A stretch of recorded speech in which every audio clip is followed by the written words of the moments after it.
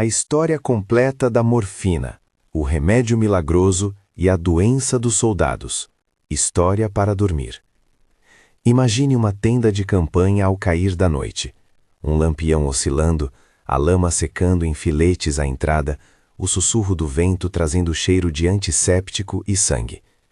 Um homem geme, a perna estilhaçada enfaixada de modo improvisado. Ao lado, um cirurgião segura uma pequena agulha que brilha no escuro como um fio de lua. A agulha encontra a pele, o gemido cede. Por um momento, o mundo inteiro parece aquietar-se. Esse fio, uma gota de alívio que viaja por veias e nervos, é o começo de uma história que se estende por milênios, das cidades de tijolo enegrecido da Mesopotâmia até os laboratórios de cristal do século XIX, e mais além, até corredores de hospitais e ruas de cidades contemporâneas. Chamavam alguns desses frascos de milagroso, chamavam outros de maldição. Em cada época, a mesma substância foi vista como remédio, consolo, instrumento ritual, mercadoria e problema social. Nesta jornada, vamos seguir esse fio, rastrear as mãos que o manipularam, olhar os rostos de quem dele se beneficiou e de quem dele padeceu. Se essa história está no seu ritmo, e se você gosta desse formato de narrativa longa e calma, curta e inscreva-se.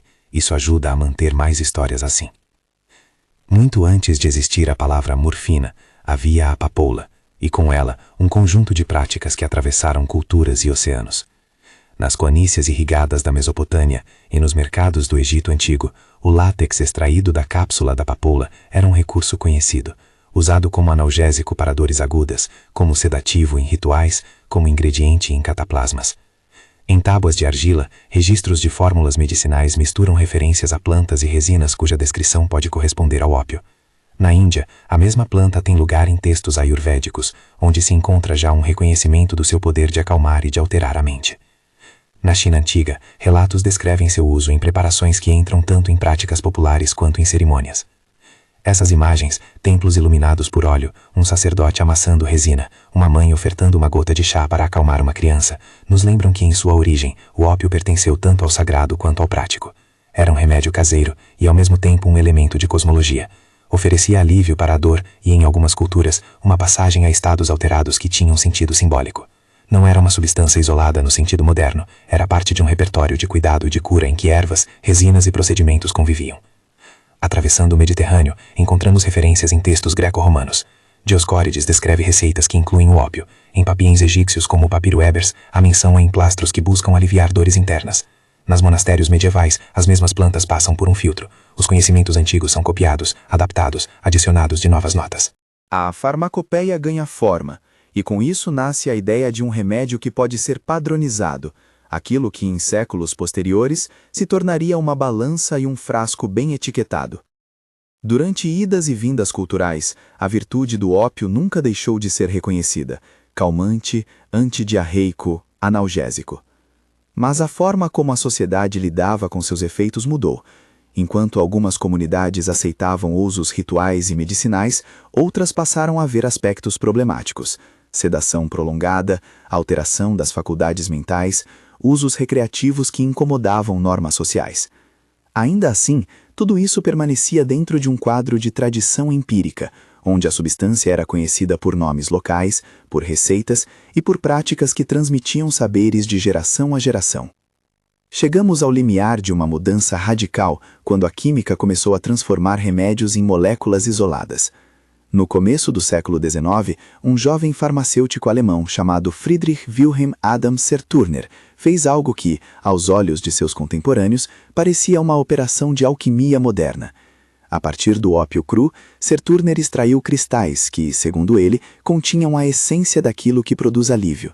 Batizou a substância de morphium, em referência a Morfeu, o deus dos sonhos na mitologia grega, e com isso deu nome a uma família de reações que seriam centrais à farmacologia, os alcaloides. Há poesia e uma estranha frieza nessa cena.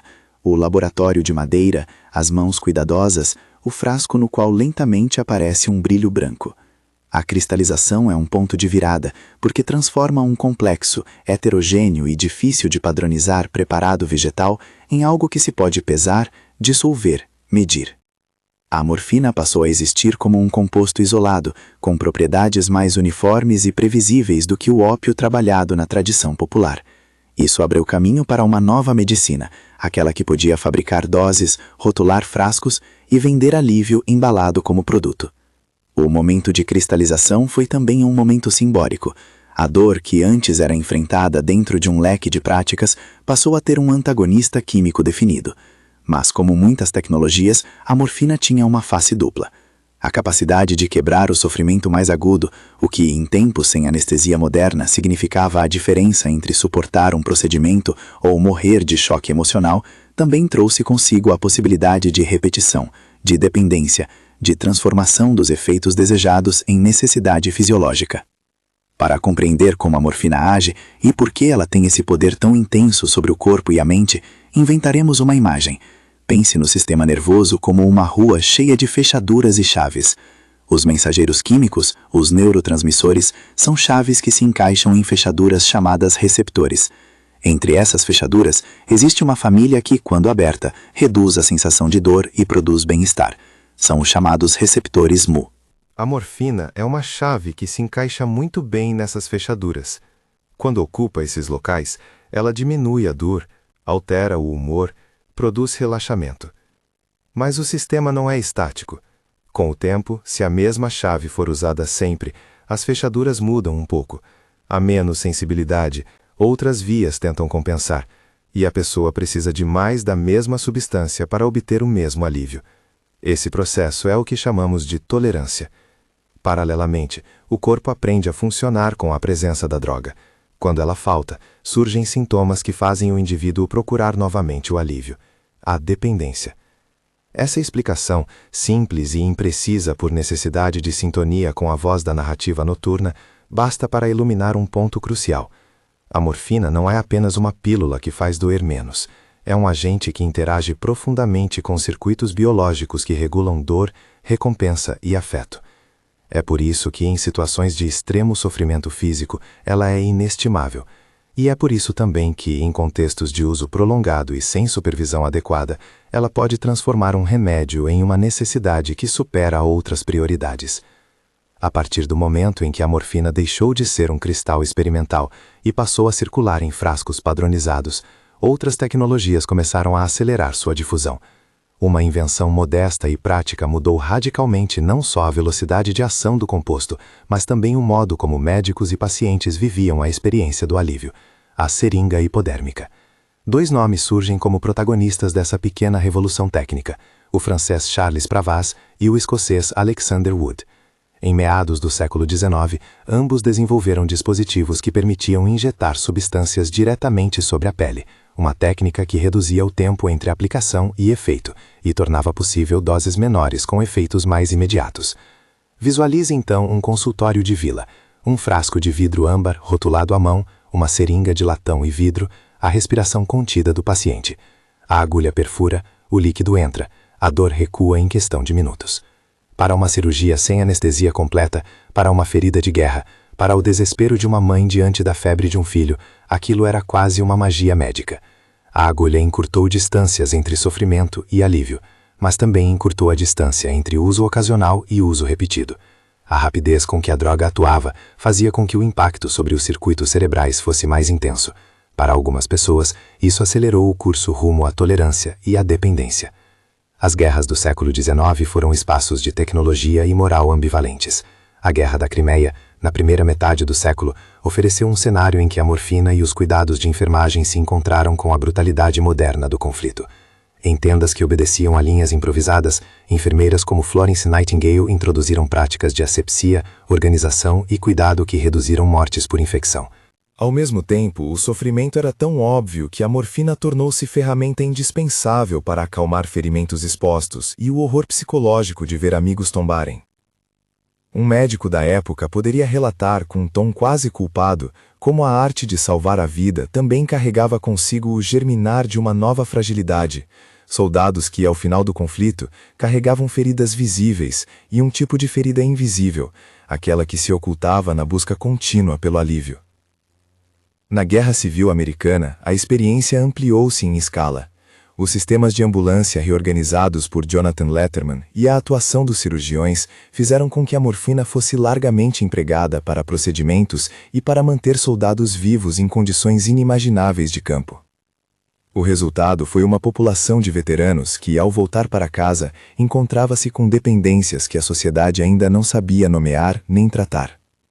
O termo Soldier's Disease, a doença dos soldados, começou a circular nos relatos médicos e na imprensa, uma forma de dependência que parecia brotar do campo de batalha, uma consequência não prevista do triunfo sobre a hemorragia e a infecção. Há nessa narrativa uma dupla ironia. A tecnologia médica que salvava vidas em combate criava, em muitos casos, um problema prolongado no retorno ao lar.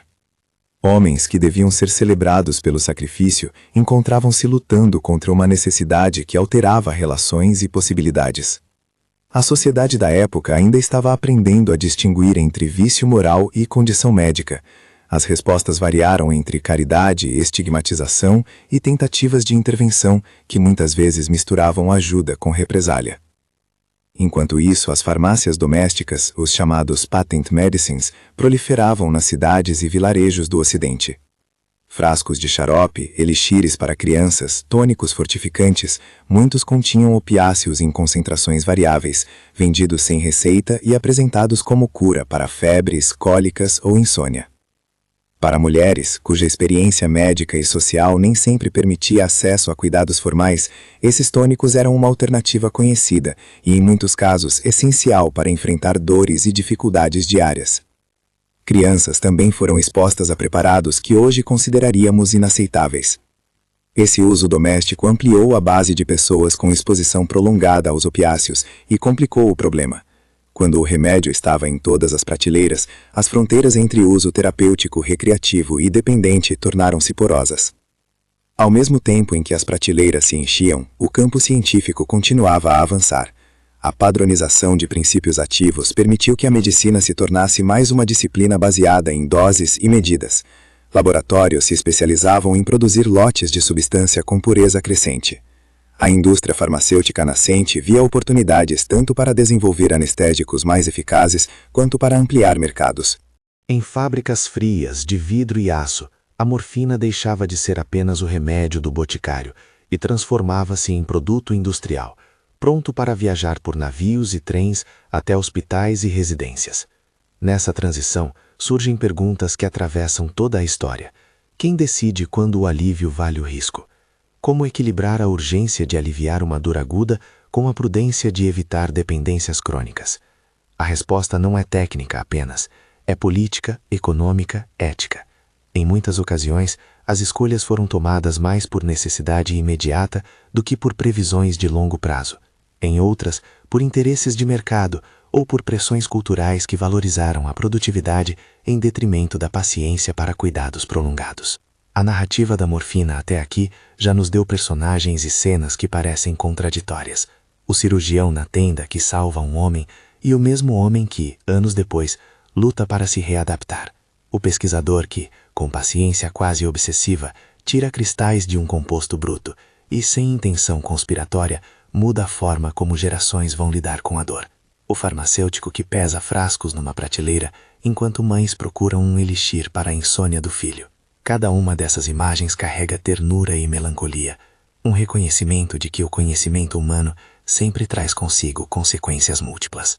Quando, na prática clínica, os médicos começaram a notar padrões, o aumento da tolerância, a necessidade de doses maiores, os sintomas de abstinência, a linguagem médica foi tentando dar nome àquilo que se via. Termos como dependência foram adotados, e o debate público passou a incluir questões sobre regulamentação e controle.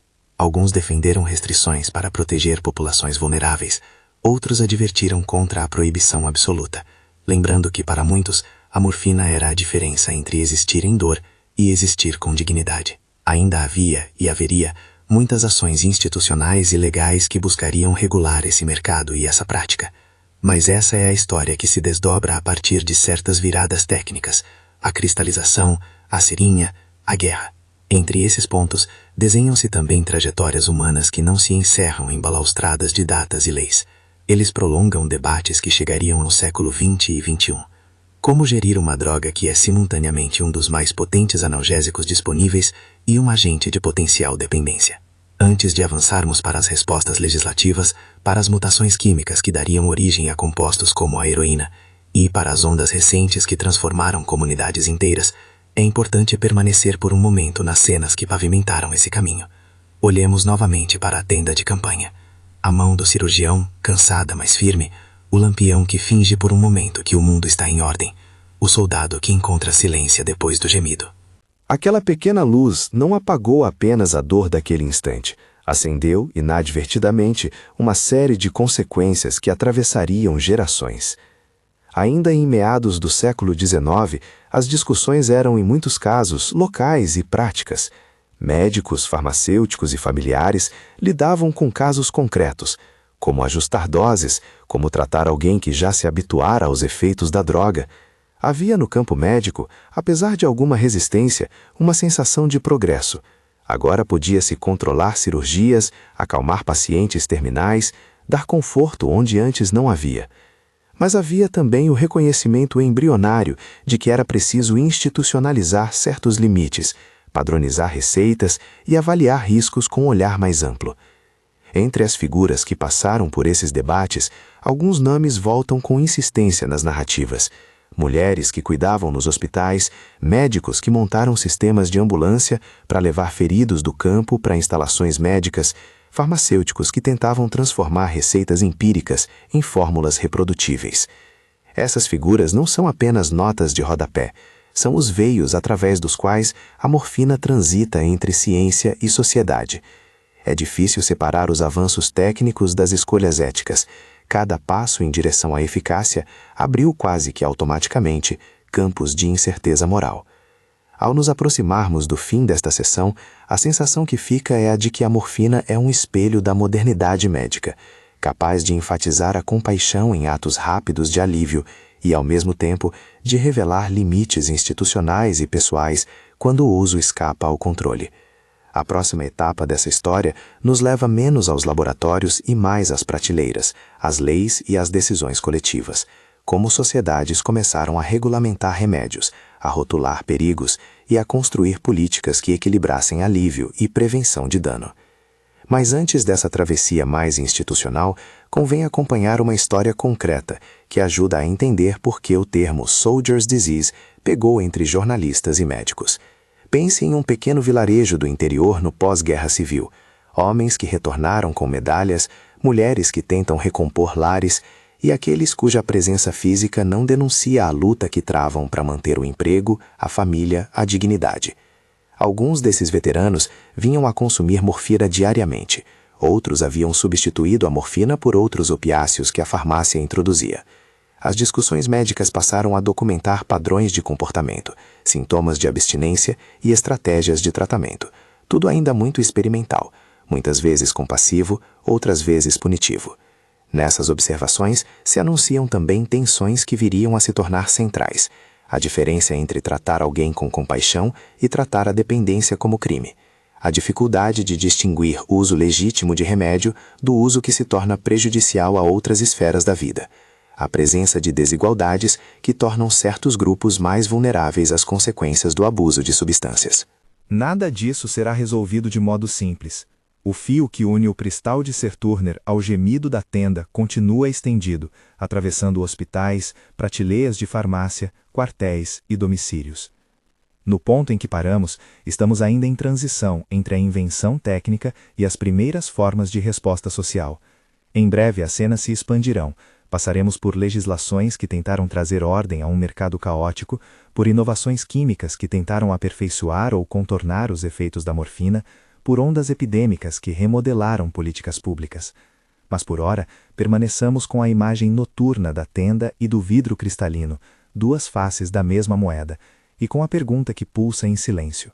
Como uma substância cujo propósito imediato é aliviar tanto sofrimento, pode se tornar, em outros tempos e lugares, fonte de sofrimento prolongado? É essa ambivalência que guia a próxima parte da história. Enquanto o mundo se organizava à volta da morfina, com farmácias, cirurgias mais seguras e pacientes que voltavam para suas vidas, as decisões tomadas então continuaram a ecoar. O remédio milagroso e a doença dos soldados não são apenas capítulos separados, são linhas entrelaçadas de um mesmo tecido social que ainda hoje tentamos desatar sem perder a humanidade contida em cada nó.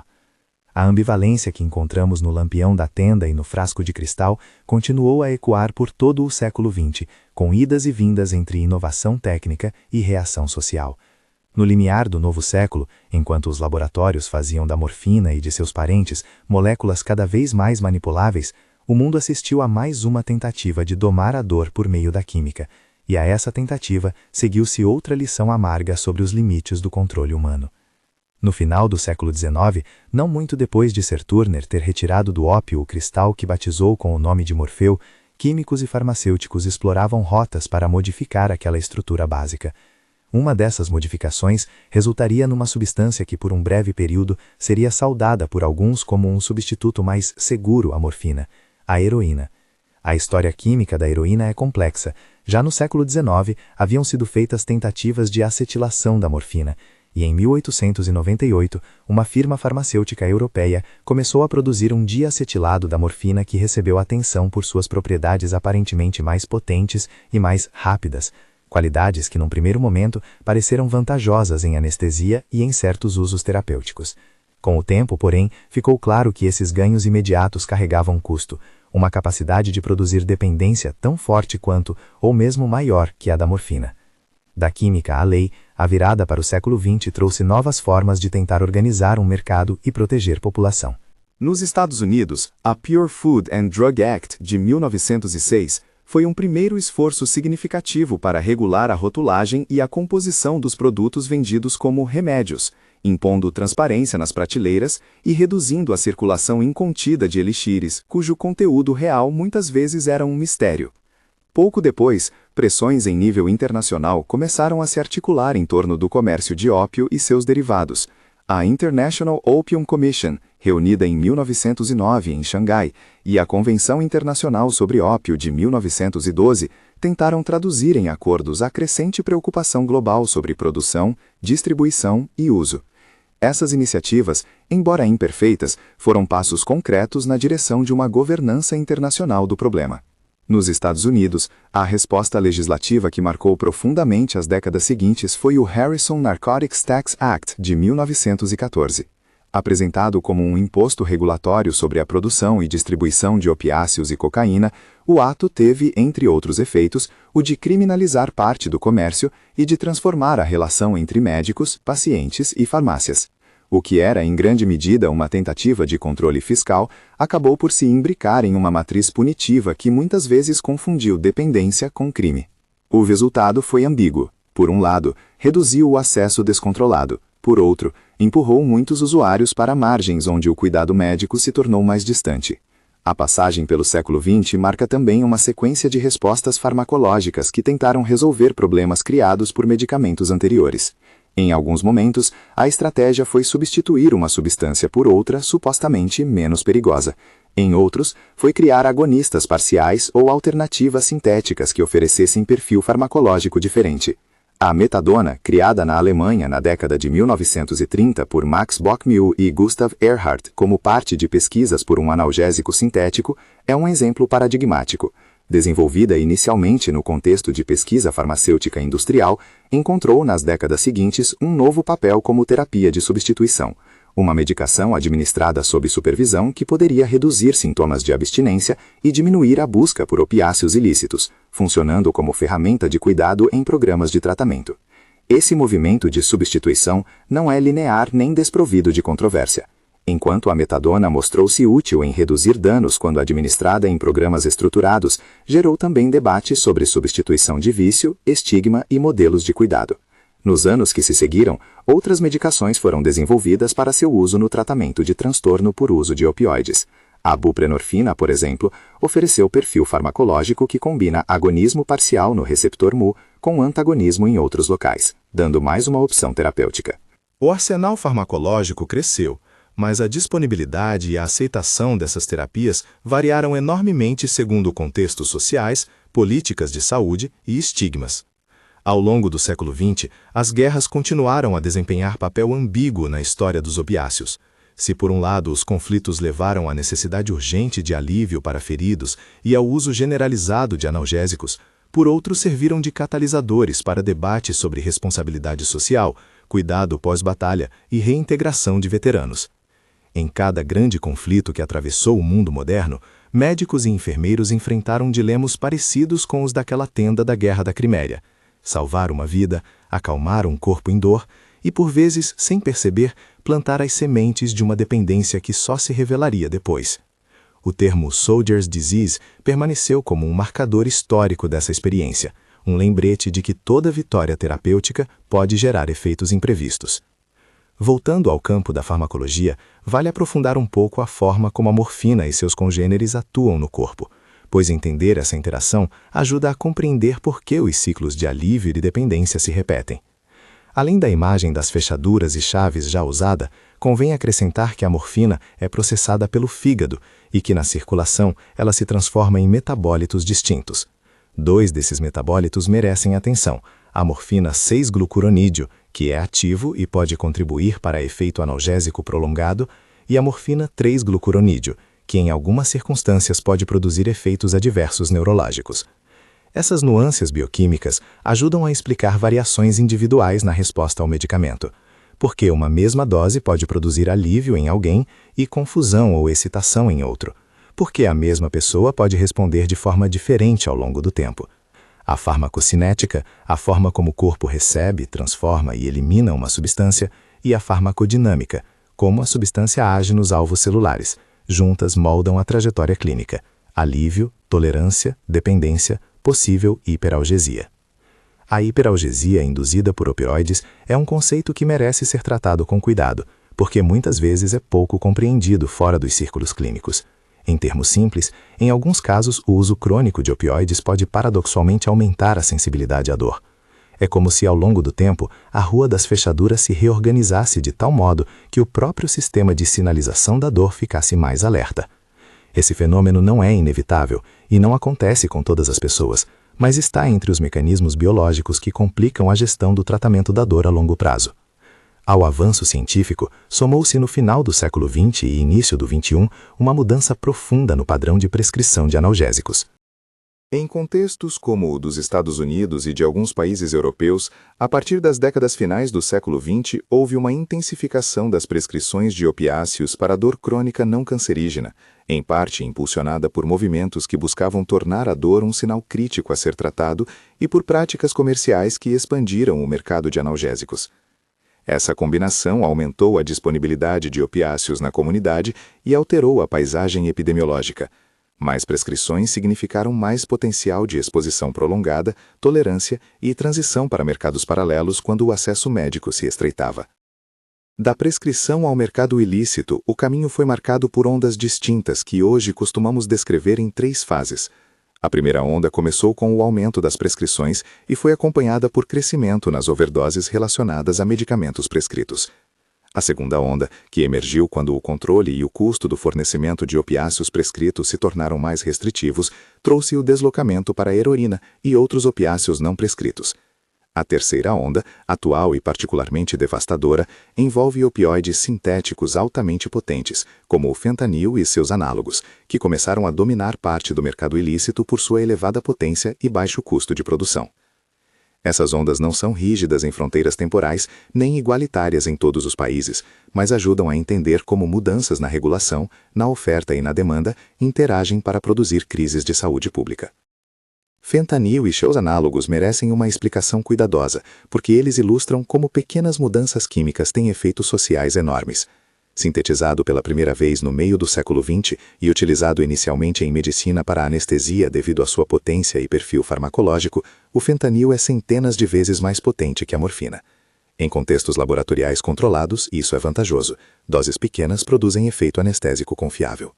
No mercado ilícito, porém, a alta potência significa que quantidades mínimas podem ser fatais quando mal dosadas ou quando a substância é misturada a outros produtos sem controle de qualidade. Além disso, o fato de que a dose letal é tão próxima da dose efetiva torna o risco de overdose muito maior.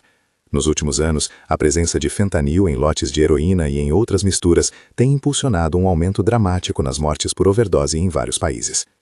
Diante desse cenário, as respostas públicas se diversificaram. Algumas políticas seguiram a via punitiva, buscando reduzir oferta e impor sanções. Outras adotaram estratégias de saúde pública e de redução de danos.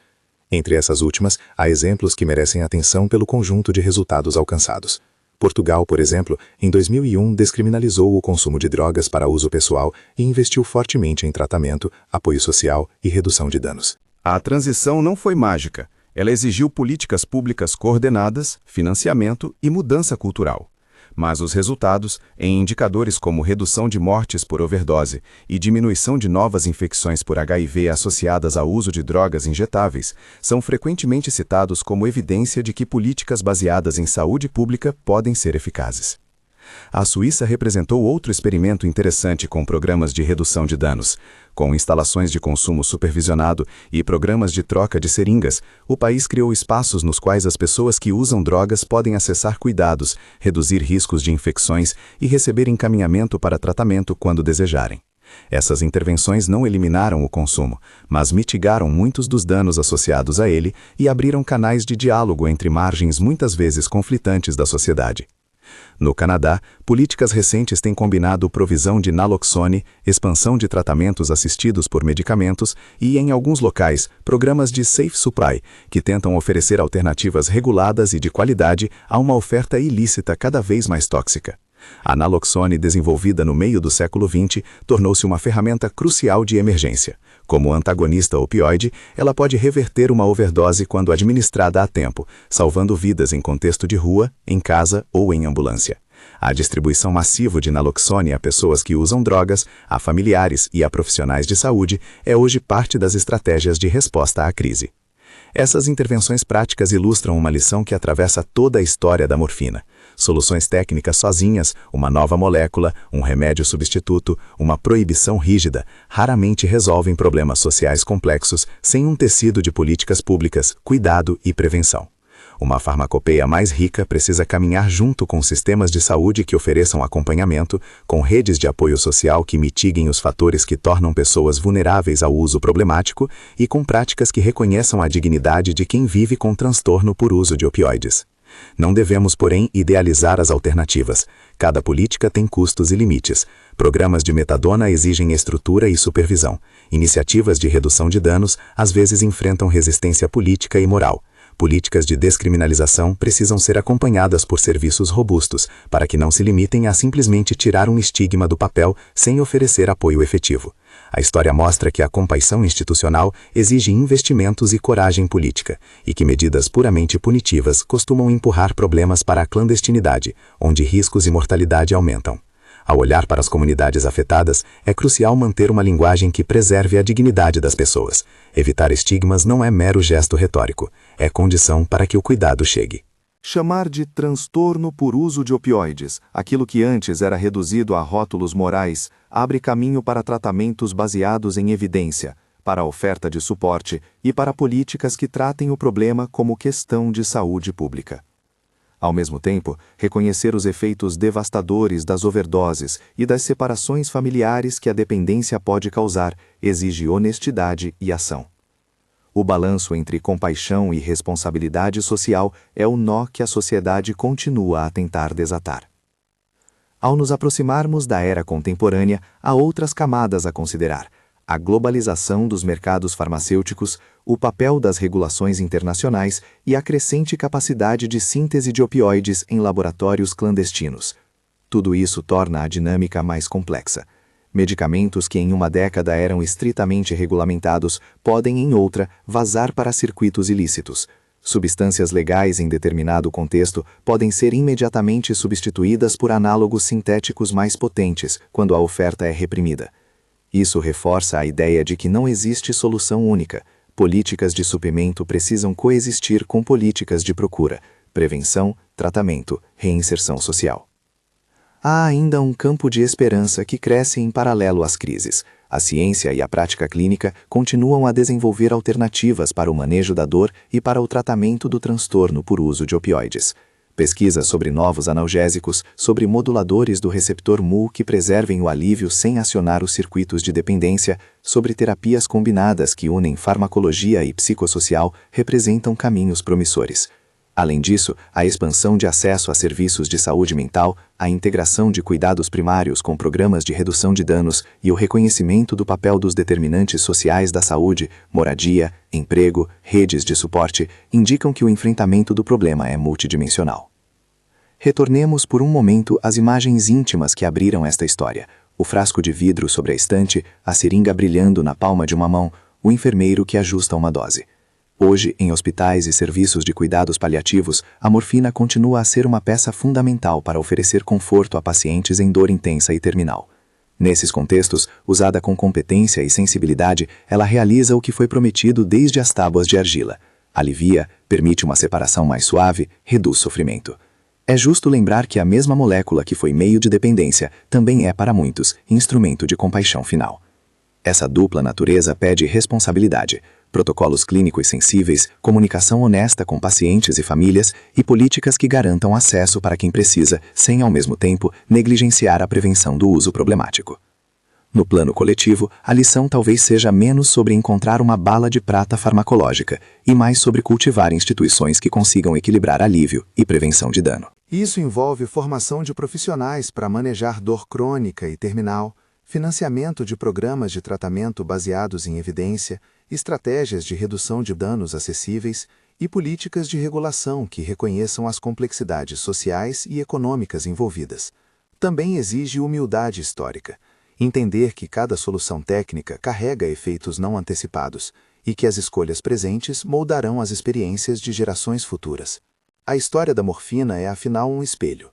Olhando para ela, vemos a aspiração humana de tirar do corpo o que fere e vemos também as armadilhas de transformar um alívio imediato em dependência douradora. Vemos cientistas com microscópios e cirurgiões com agulhas, pais que dão elixires a filhos com febre e veteranos que voltam com medalhas e um segredo de sofrimento. Vemos leis que tentam controlar e, por vezes, criminalizam sem oferecer cuidado. Vemos políticas que funcionam quando aliam compaixão e pragmatismo, e falham quando se baseiam unicamente em punição. Se há uma imagem com que desejo encerrar, uma que esteja em consonância com o início desta narrativa, então que seja esta: uma sala de cuidados paliativos ao entardecer. Uma enfermeira ajusta a infusão com mãos delicadas. Um vaso de flores murchas chega ao fim de sua beleza, mas a claridade do quarto é calma. Alguém segura a mão de seu familiar. Não é a ausência de dor total, mas um alívio que permite presença e despedida. Em outra cena, cidades e comunidades tentam construir serviços que ofereçam naloxone nas mãos de moradores, clínicas que oferecem metadona e buprenorfina com acompanhamento, salas onde se pode injetar com supervisão e, sobretudo, onde se trata a pessoa como ser humano complexo, não apenas como estatística. Soldier's Disease é parte dessa história, não apenas como rótulo histórico, mas como lembrete de que as consequências das escolhas médicas e políticas viajam para além do instante do cuidado. Que essa lição nos torne mais prudentes e mais humanos.